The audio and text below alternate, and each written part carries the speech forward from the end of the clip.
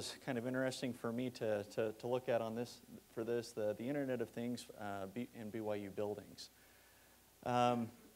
We spent a lot of time and effort working with OIT and the folks over in the ITB to help improve the functionality of the digital age throughout the campus. When we start with buildings that were developed in the 1870s, with the Mazer building, and trying to improve these structures to house modern day function, it sometimes is a difficult challenge. To be able to go and kind of relate to the effort that we put into this, I refer back to some previous experience I had. Before coming to BYU, I was an engineering consultant, worked for a firm that we did work all over the world. I was presented with the opportunity to go to the Middle East and open up a new office for that group. As I was going through the process of, all right, now I need to find out how this works.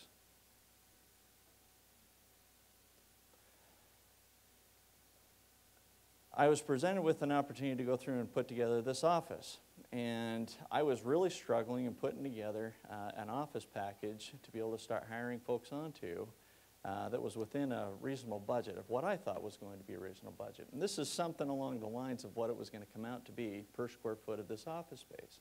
$18 per square foot for office space leasing, $12 per square foot for data services and office utilities, and then actual utility cost was about $6 to $8 a square foot, depending on the area in the building. So we're coming out at $36 per square foot per year to be able to hold and open an office within this facility so that people could work. I was kind of taken aback on the number. I thought that was really high. If I have a 100,000 square foot office building, that number ticks up pretty quickly. One of my associates, who is also a professor for the University of Iowa, who works in their power development laboratories, he gave me a different perspective. He goes, well, go through and calculate what your staff impact is to that office space. All right, fair enough. Let's start with an average office employee with salary and benefits included. He'd be about a $100,000 a year employee, and his office is 10 by 20 cubicle, 120 square feet. His cost impact to that space was $133 annually, $833 annually per square foot. So Bill Legis, my associate, says, what's your focus? What are you really worried about when you go through and try to put together an office space? Or maybe in our condition, the learning space for students. The main thing is that we're trying to provide an environment to help facilitate employee productivity. Or in our case, we're trying to put together an environment that facilitates student learning. Now, I'm not exactly sure what the student equivalent square foot cost would be for a given space. But I would venture a guess that the money that we put into the infrastructure and utilities behind it would be a very minuscule amount compared to the potential of what that student can bring in the future.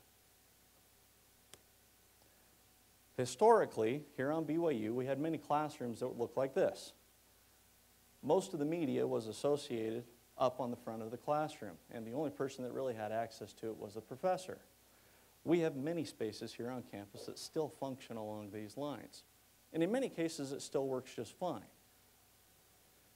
Through requests of faculty and staff and colleges, there's been a turn in momentum to be able to generate classrooms and such as this. We've got a couple of classrooms that are multifaceted, where they have collaboration groups, where content can be shared through many different media faces. This takes a lot of integration, takes a lot of time, takes a lot of effort, takes a lot of money on the front end to go through and develop these classrooms. But again, what's the focus? What are we ultimately trying to provide with this environment?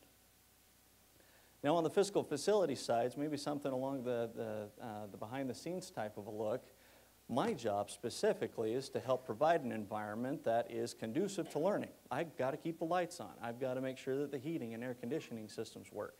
If there's a room that's 32 degrees inside, people are less likely to learn, more likely to bundle up in their scarves and coats or even go back home. So these are real problems that we have to deal with. just so that you guys are aware, I monitor that in 15-minute increments all across campus. Not just for each building, this is for the HVAC building, and I monitor the utilities in this one extremely tight. But I also take it down to each room. Each room, I have 5 points of contact through instrumentation and control to be able to drive out, make sure that we maintain the environment that's associated to effective learning environments.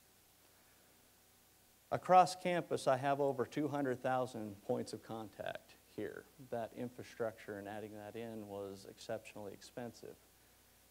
But over the last couple of years, we've been able to drive out energy efficiency measures, we've been able to drive out occupancy and scheduling measures with it. The system's already paid for itself just through energy efficiency. Imagine how much more quickly that would pay itself back if we went through and actually figured out what was the productivity that we were able to add into that space, the added value. So this is one of the challenges that we have with physical facilities, is I'm concerned just as much with the classroom environment as I am when I'm putting out in the ground, out and around campus. For caring for the learning environment, we've got a lot of existing utility spaces that are cram-packed full of OIT equipment. That dates back clear to the 1950s, and probably older. But that's the earliest schedules I've been able to find on it. How do we accommodate the additional server spaces? How do we accommodate the additional cooling capacities? We have a building on campus this year that picked up an additional 2 megawatts of power use just in server spaces. 2 megawatts is a small power plant. I know that because I designed power plants historically speaking, in previous ventures. We're growing at a rapid rate. As the DDA age continues to grow, the availability of that bandwidth that we have on campus continues to diminish, and staying out in front of it is a difficult task. I present this just as an idea to kind of maybe open up the perspective of things that we're doing to provide this learning environment. Myself, others at Physical Facilities, we're at your disposal to help improve this experience for students. As we push through into new buildings or to remodeling new spaces, by all means, come into contact with us. On our website, you'll be able to go through plant2.byu.edu and come in contact with those that can help resolve some of these coordinations and utility hookup needs.